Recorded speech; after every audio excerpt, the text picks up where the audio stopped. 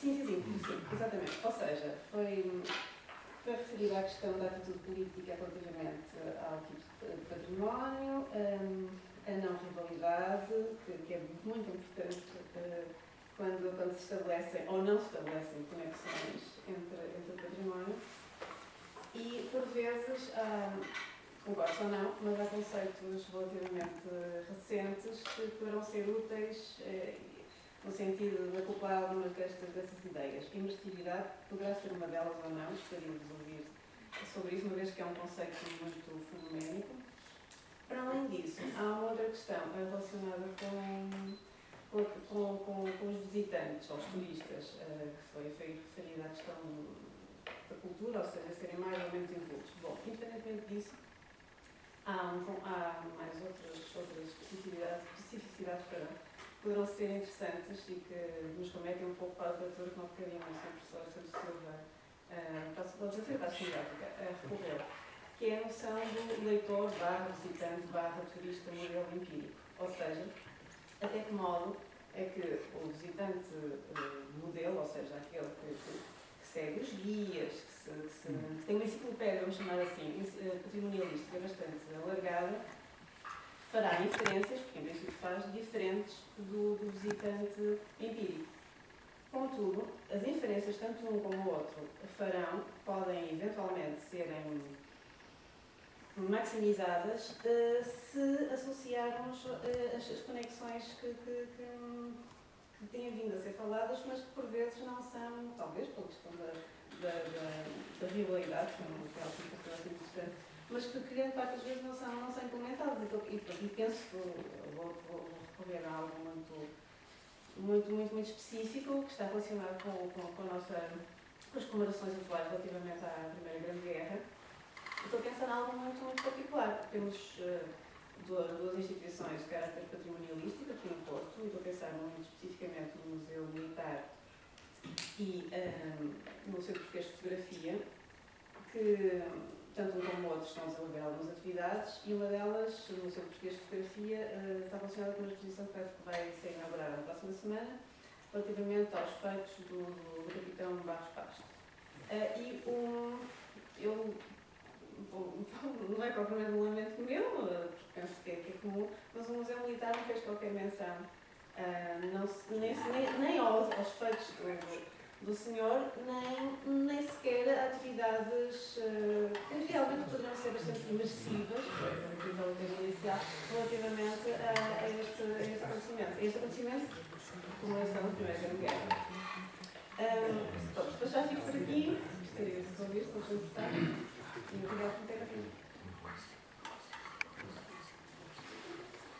A minha pergunta é mais básica. Se essa transformação do património em bem comum envolve privatização, nós sabemos que isso é um fenómeno muito frequente, isso não é uma perda importante para a sociedade e uma ruptura dessa lógica do envolvimento da comunidade local? Portanto, é uma pergunta muito prática. Nós temos... Aqui também, discutimos mais uma questão que eu levantar aqui ao António Manuel Silva, eu gostava de retomar dois pontos que foram abordados. Uma das questões tem que ver com a natureza do património enquanto bem adquirido, bem em si próprio ou construção social. E, efetivamente, é esse, portanto, enfim, nesse aspecto, sujeito a um processo de patrimonialização, em que é legitimação social. E esse propósito, portanto, a observação do João Pedro sobre a especificidade do património arqueológico é interessante, porque, efetivamente, o arqueólogo, enfim, talvez poucos outros cientistas tenham essa capacidade, tem um protagonismo inicial, né? Tem um protagonismo seminal na identificação daquilo que é ou não património, mas não pela linha, né? Pegar lá está, como tinha Cláudio Torres, um fragmento cerâmico, dizer este é muito importante, vai para o museu, vai ser sacralizado, e este até considera pode ir para o lixo, porque é uma coisa muito comum, que não tem interesse nenhum. E há aí, de facto, uma dicotomia. Assim, talvez o etnógrafo, ou o estudioso de arquitetura, ou o documentalista, possam ter um papel próximo, mas com muito mais estudo, talvez, com muito mais legitimação e fundamentação. Não é tão líquido, com certeza, não é? E aqui há de facto uma dicotomia interessante entre esse protagonismo individual, até talvez uma certa tentação neopatrimonialista também, dizer, isto é importante, vai para o meu museu, enfim, que é o meu fragmento da minha escavação, e tudo depois esse processo de reconhecimento coletivo, da apropriação pela comunidade, enfim, etc. Portanto, o outro ponto, na sequência da intervenção de Vítor Jorge, ele dizia que a noção de património, em princípio, é sempre algo que vem de cima. Sim e não, do meu ponto de vista. Vamos lá ver, tirando o Tesouro Nacional, enfim, monumentos óbvios, não é? Há uma tendência muito interessante, já vem desde o Pórtico 5 de Abril, e muito associado ao poder local, e enfim, depois se traduziu através do associativismo, etc., do património que vem de baixo, não é? Ou seja, muitas vezes isso até justifica, portanto, a má fama da tutela em relação às comunidades locais, quando o património vem muito de cima, é normalmente um património mal explicado, quer dizer, imposto de uma forma um pouco autoritária, e as pessoas até nem percebem porque é que o Estado não deixa fazer isto ou aquilo, ou passar a estrada, ou dar determinado tipo de elementos. Portanto, mas há de facto essa tendência muito posta, muito contemporânea, digamos, do património que as populações elegem como algo que é significante para si. Não vamos, obviamente, entrar em qualificações. Ainda, só para concluir, em relação ao que João Pedro dizia do património, dos bens arqueológicos, a própria expressão bens arqueológicos já não é neutra, serem à partida considerados património arqueológico. Isso é, de facto, eu acho que isso vem da Convenção de Malta e de outros instrumentos legais que depois foram vertidos para a legislação de diferentes países. Eu julgo que é mais que uma preocupação de salvaguarda, não é? Porque como o património arqueológico está num estado de iminente risco sempre, não é? Quando ocorre, eu julgo que essa patrimonialização, por definição, é mais no sentido de salvaguardar, pelo menos numa primeira instância, não é? Depois, se confirmar-se-á ou não, digamos, a sua valia coletiva. Portanto, eram só dois pontos que eu gostava de acrescentar à vontade.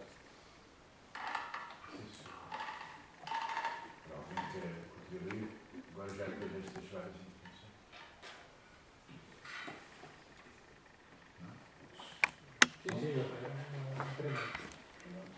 Eu também.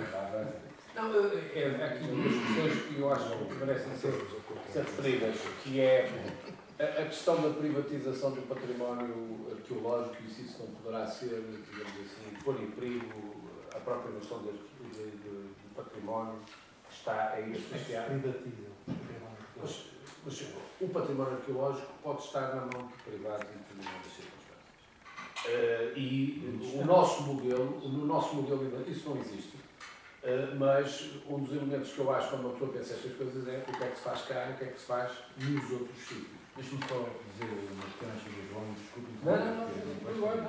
Não. Conímbria, por exemplo, qual foi o meu espanto quando soube que a maior parte dos terrenos eram privados. Conímbria, que era aquela coisa que mas isso é uma coisa A diferente. lógica patrimonial é ao contrário, é uma lógica de desprivatização. Quando tu patrimonializas, estás privatizas. Está comum, mas pode ser.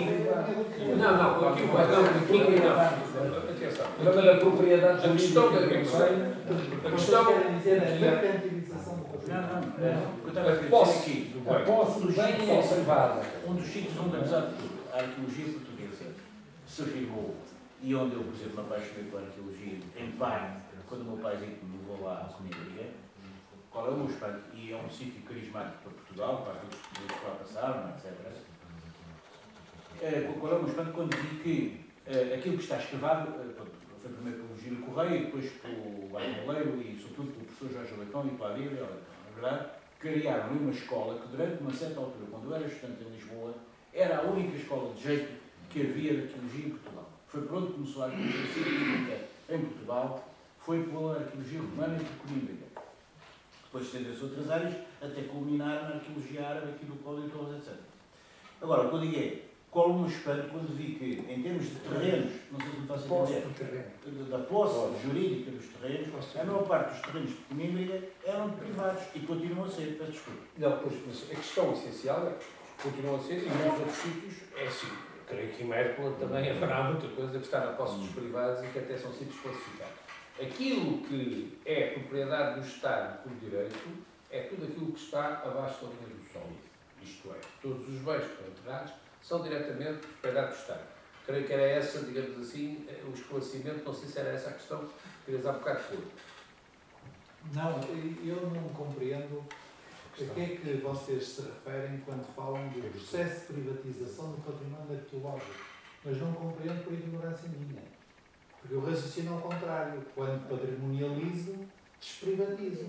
Eu tive que discutir com os senhores umas instalações para o Museu do Douro. O primeiro preço que o privado, o proprietário do imóvel que nós criamos, com que avançou, era exorbitante. A minha resposta foi instruir a Direção-Geral de Perspectiva para justamente patrimonializar. Primeiro abrimos um processo de classificação. Ele já não pode vender. E depois vamos lá negociar o preço. Isto é, o que eu fiz foi justamente limitar os direitos do proprietário. Portanto, eu tenderia a dizer que é um processo mais... Agora, eu percebo que dizem há o risco de privatização do património, no sentido do risco de mercantilização. Tipo, pode acontecer agora com a nova estratégia para a frente Belém-Jerónimos, que se faça um bocadinho aquilo que se fez em Sintra, que é aquilo gera-se bem, mas passa-se a pagar 12 euros pelo palácio que as pessoas quiserem mais ver. Isso é uma lógica de mercantilização, não é? Aproxima-se o preço mais daquela regra segundo a qual, quando a procura aumenta, o preço pode subir, não é? E menos de uma lógica de gestão pública. É isso que quero dizer. Não, eu estava a tentar referir, eu não sei qual foi, mas pode... Posso tentar esclarecer. O que me preocupa é, por exemplo, termos um teatro municipal que de repente é transferido para um público, para um privado, que por favor explora os seus frutos por concessão. Concessão essa que está obviamente restrita, mas que obviamente pode se estender. E, portanto, há claramente uma perda de património no sentido, vamos dizer, de usufruto da comunidade. É nesse sentido que a questão me preocupa. Claro, eu percebo, patrimonialização significa inverter o processo, mas a tendência dos nossos tempos é o contrário.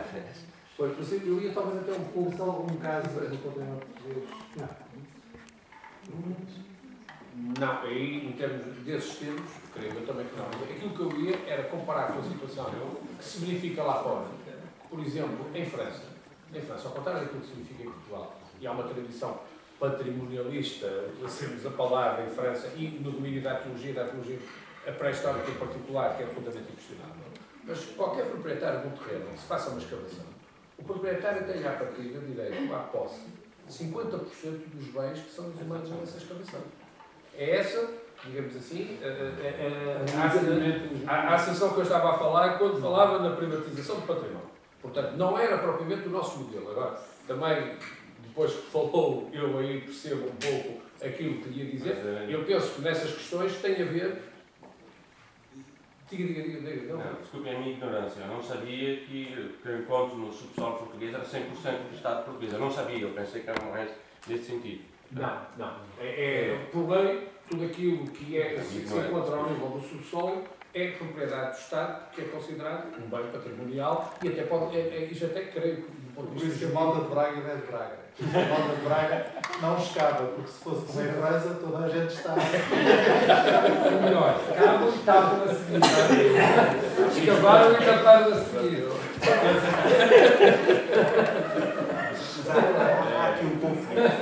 Há aqui um conflito de fundo quando se fala de património. Para um bocado o espírito dessas coisas que tocamos uns aos outros. Há aqui uma questão, quanto a mim, de conflito entre a noção de propriedade privada e a noção de património. Porque é a última análise. Eu não sabia, também desconhecia, mas isso é uma ignorância, que exprimo aqui em público e teve que ser gravada, porque ainda há uns anos 50% dos achados eram para privados, era para o dono do terreno. A lei portuguesa, na lei de bases de 85. Em França é assim. Mas na lei de bases... Não. Pronto, não é? Isso está confundido. Eu lembro-me de ter tido essa discussão e lembro-me de um arqueólogo que trabalhava comigo e disse assim: bem, isto melhor é falarmos do caso francês, não vale descobrir isto e levantar a leve. Mas porque é, digamos assim, isto em França ainda hoje é assim, e tradicionalmente é assim. E a nossa lei estava muito colada à francesa. Antes do 25 de Abril. Não, já depois do 25 de Eu também não sei. Não, já depois do 25 de Abril. Não, antes do 25 Quando? Não era a lei francesa? Isso não sei. Sim. Isso não sei. Não sei, também não sei. Era demasiado novo. Não sei. Mas o que eu sei é que as comissões que têm sido lá do COIS percebem, não é? E depois as comissões do IPPC, Claro, isso aí é nessa altura havia uma constante coisa que era assim, provavelmente ainda haverá hoje, os proprietários, quanto mais não seja, pela questão da classificação dos terrenos, não é? Deslimitar as possibilidades de atuar nesses terrenos, preferiam ignorar ou destruir, não é? E quando foi da descoberta de alguns tesouros de moedas, ainda não há muito tempo, salvo erro, a não ser que o proprietário, metade era para o proprietário do terreno e metade era para o Exatamente. Eu acho que Se se deixar agora eu encontro um ouro no meu jardim, é de quem? Portanto, Não, alguma coisa é do Estado, é do Estado. Não, do ponto de vista legal é do Estado. O que tem é, se entende aqui um determinado valor monetário, que estabelece uma comissão paritária em que o proprietário do terreno é ressarcido de uma parte do valor que foi encontrado. Essa é a legislação tal e qual. já não vou acabar. O que não quer dizer. Não, isto é mesmo assim. As realidades, coisas biológicas não são bens transacionáveis. E, portanto, obviamente, ninguém vai dizer que eu tenho ali 2 kg de fragmentos de cerâmica de calhau espalhados e que aquilo tem um determinado valor peculiar. Agora, obviamente, se forem moedas de ouro, torques ou outras coisas hipoteticamente, esse valor é avaliado e houve aquele processo um pouco atribulado de balizão, que foi bastante mediatizado, onde houve até a contratação de peritos por parte do Tribunal para a avaliação do valor que estava em causa e a indemnização do respectivo proprietário. Agora, aquilo que eu... Ao contrário da lei espanhola. A lei espanhola Ao agora... contrário da lei espanhola de bases de 85, que nós também tínhamos a nossa lei de bases de 85. Depois houve alterações. Essa lei de bases foi revista por outra. Na verdade, não teve nunca visto. E, entretanto, a lei de bases espanhola também foi alterada porque, devido às autonomias, cada autonomia criou a sua própria lei de bases e as suas próprias leis particulares, e aquilo é uma confusão muito grande em Espanha, a questão da gestão do património. Agora, o que é facto é que se pôs sempre esta rivalidade, eu em inúmeras sessões, o Cláudio e todos nós participámos das reuniões desse género, nos lembramos desse permanente choque, que deve continuar a existir, e eu já não faço parte dessas comissões há uns anos, essas pessoas eu já devo ter falecido, mas a verdade é que eu assistia a este constante problema.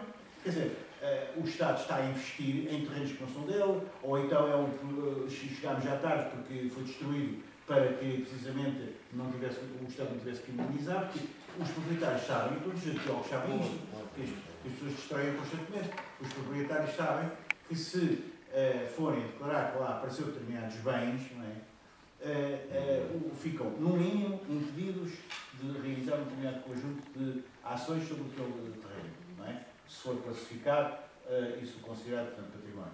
Mas, por outro lado, também havia essa coisa, não é? De metade dos achados, quando eles eram significativos, evidentemente ninguém vai ligar uns cabos, mas, teoricamente, ainda há uns anos, eu agora não sei quando é que mudou a lei, não estou a par disso, não tenho seguido esse aspecto legislativo, mas ainda há uns anos, metade dos achados, ninguém ia chatear, apareciam os cacos neolíticos, não vai ninguém agora chatear, quer ficar com metade dos cacos para mim e metade dos cacos para o Estado. É? Mas havia de facto esse problema. Em relação a muitos achados, ou seja, o proprietário tinha determinado tipo de poderes sobre o património encontrado no seu terreno. Mas neste momento apenas pode ser ressarcido do valor monetário que pode ter. Agora, eu creio que, pela questão que foi aqui posta, está a falar de uma outra coisa que entra mais relativamente àquela observação que foi aqui feita no caso de Montalua e do projeto de Belém Ajuda. Porque aí tem a ver com a concessão que o Estado pode fazer, de bens que até são seus, e instituir, digamos assim, organizações que são figuras de direito privado, que até podem ter uma estrutura fundacional ou uma estrutura societária, como é o caso do Monte da Lua, mas eu creio que aqui o problema depois, e que isso é um modelo de gestão que pode ser, digamos assim, pode-se procurar agilizar. Hoje em dia, é claro, na atual conjuntura, o problema das fundações levanta questões, mas era esse o modelo que se utilizava, era para procurar, por exemplo, se um organismo tivesse uma gestão pública e se era necessário contratar um indivíduo e era fundamental contratar um técnico de informática para manter no museu determinado tipo de equipamentos, um organismo público, no âmbito das leis vigentes, não tinha essa possibilidade. E uma das formas que havia de agilizar, digamos assim, essa situação era criar um outro modelo de gestão que podia ser fundacional e, portanto, permitir esse tipo de contratações e ultrapassar esses segmentos. Mas aquilo que é fundamental, e que eu não sei se estamos de acordo relativamente a isso, é que a grande diferença do modelo de Lei Ajuda e do modelo de Monte da Lua é que no modelo de Monte da Lua o Estado saiu da participação que tinha, significativa, da própria sociedade de Monte da Lua. Quando ela foi constituída, o Estado era parte integrante e tinha uma voz importante no respectivo Conselho de Administração e, portanto, na gestão, digamos assim, do Monte da Lua. E hoje não tem. Ou seja, o Estado abdicou de ter uma posição numa sociedade que gera o Palácio Nacional de Queluz, o Palácio Nacional da Pena, Monserrate, o Palácio de Sintra, etc, etc. O Cristóvão de Mouros, etc. O Chalé da Condessa d'Égua, outras coisas. E o modelo que, neste momento, se põe, hipótese, e eu estou a ler por aquilo que li nos jornais, o modelo, digamos assim, de lei, ou pelo menos o seu putativo responsável, levanta a questão de ter que ter o Estado como parte integrante numa futura, digamos assim, estrutura de gestão, independentemente de se concordar ou não. Mas é isso que está em cima da mesa. E, portanto, eu não sei se aí eu respondi à questão da privatização que eu queria referir. Já outra questão que o António referiu também... Ainda esta, ainda. Sim, sim. E se por acaso há problemas diretamente, ele passa à mulher. Está a ver? Passa a responsabilidade à mulher. E fica resolvida a situação. Pronto. Relativamente à privatização que o António falou, aí eu creio que aquilo que se poderia resumir era a chamada privatização do público pelo privado. Isto é, aquilo que acontece muitas vezes, o António falou, percebo obviamente porque é da questão do património arqueológico, é que o arqueólogo se apropria do objeto que estuda. Mas eu aí creio que há... São todos. Sim, mas nos arqueólogos é uma coisa particularmente importante. Aliás, até um pequeno livro que eu costumo, que já comprei há muito tempo, um livro que é um jornalista de divulgação, falamos até da organização, que é o Roger Lehman, que trabalhou muito com os Leakey no Quênia, e que tem um livro que se chama The Bones of Contention, que está na PIN, que é os ossos da discórdia. E que ele faz a equiparação entre os arqueólogos e os paleontólogos, porque é muito difícil nós encontrarmos um paleontólogo que no Quênia, na África do Sul, ou ali em Trás-os-Montes, não encontra um esqueleto. E não acho que aquele esqueleto representa um fóssil que, de facto, é a chave de toda a evolução. É aquele esqueleto que foi a minha descoberta. É fundamentalmente, e se nós fizermos um pouco o historial das descobertas científicas, isso é o óbvio. E muitas vezes há isso com os arqueólogos, é que eu costumo resumir esta situação. Os meus bifados são melhores que os teus. Até porque aquilo que eu estudei, e isso tem a ver, em Portugal isso também acontece, se estudarmos isso aqui, tem a ver, hoje começa a passar, mas tem a ver com o facto de nós termos pertencido a uma geração que teve muitas vezes de ir para o terreno, encontrar os próprios materiais sobre os quais alicerçou a sua investigação. E aquilo que acontece é que a generalidade dos arqueólogos da nossa geração, de uma forma muito ampla, encontrou os materiais que estudou e sobre os quais alicerçou, bem ou mal, a sua investigação, com bons ou maus resultados, agora não interessa. E, portanto, eu, se quiser, há materiais que eu descobri, que sei quase no dia em que os descobri, se fazia sol, se fazia chuva, e tenho, digamos assim, uma relação pessoal que muitas vezes oblitera, digamos assim, o trabalho de raciocínio na gestão do património, porque não são os materiais que eu estudei e que tu podias ter também estudado no contexto, porque estavam ali na prateleira do museu, eu posso lá ter chegado uma semana antes, estudei, mas tu chegaste uma semana depois, estudaste da tua maneira e chegamos a conclusões diversas ou convergentes, agora não interessa, mas não, são os objetos que eu, digamos assim, escavei, que eu fiz todo o esforço de encontrar e, portanto, aí há uma apropriação que depois vai muito ao encontro daquilo que aqui foi dito, que é a apropriação do diretor do museu relativamente ao seu museu. passa a ser, digamos assim, o seu próprio local e ele nem se consegue perceber que algum dia possa ser desalojado dali, porque aquilo são os objetos dele, são as coleções dele e tem toda uma interação com o sítio e que se nós até virmos o mapa, digamos assim, da distribuição desses quadros por essas instituições, às vezes estão lá dezenas e dezenas de anos.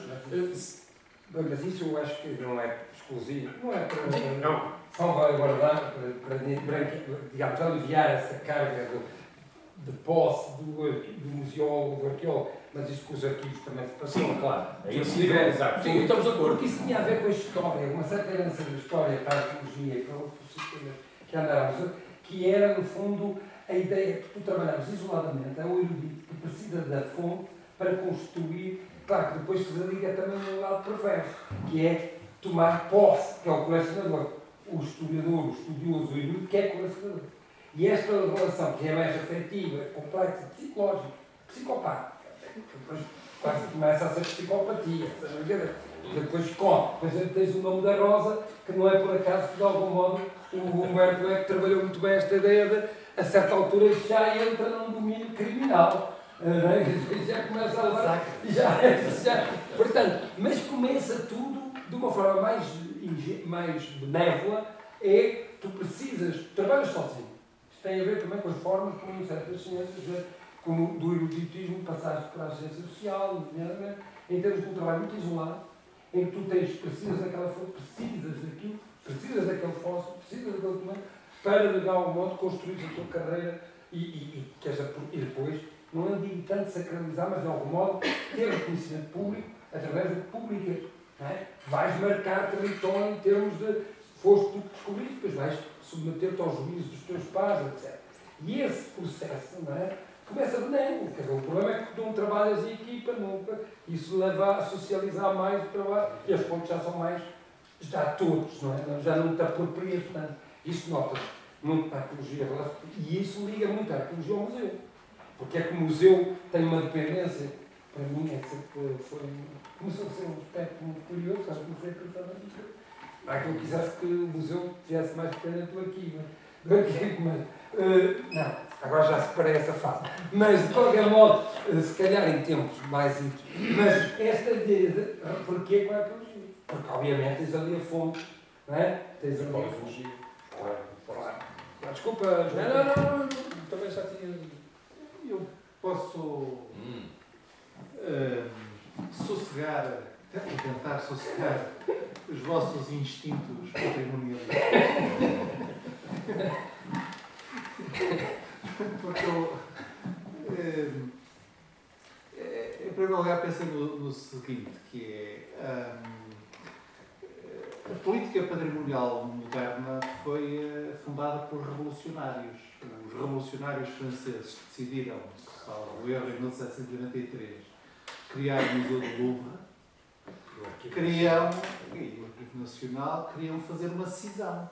E uma cisão com um significado enorme, quer do ponto de vista histórico, quer do ponto de vista cognitivo ou mesmo epistemológico.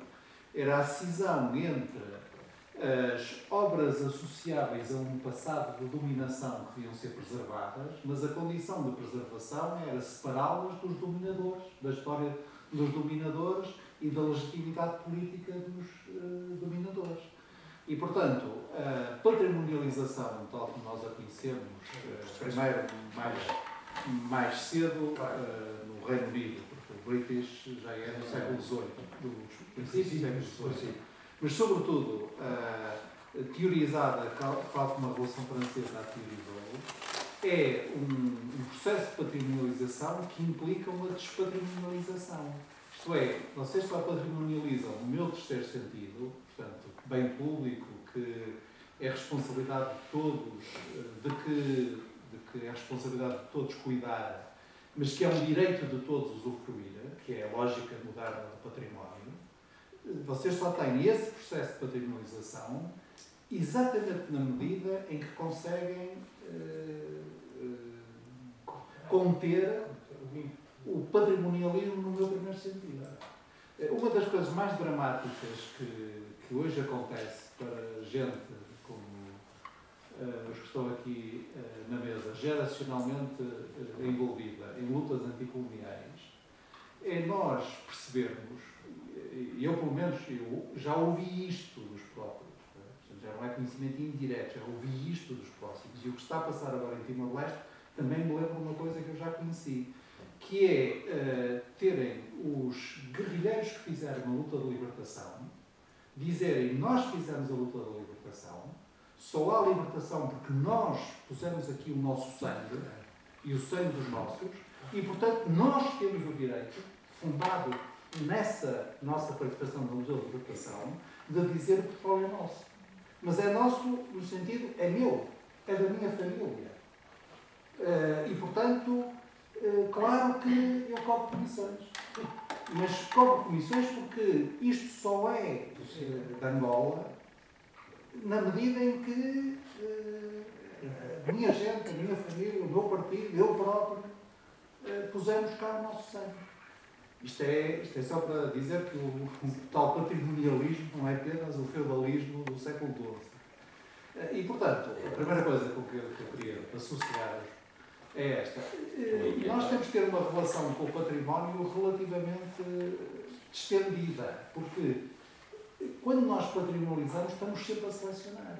Aliás, é impossível conservar tudo. Era impossível, no meu tempo, politicamente, fazer o que se fez no COA, fazendo o mesmo que se fez no COA em relação ao Alqueva, ou em relação ao Val do Tejo. E, portanto, para politicamente ser possível fazer o que se fez no COA, quem fez o que se fez no COA teve que ter os ouvidos um bocadinho tapados perante a pressão que tinha ao mesmo tempo para fazer ainda mais no Val do Tejo ou fazer ainda mais no Alqueva.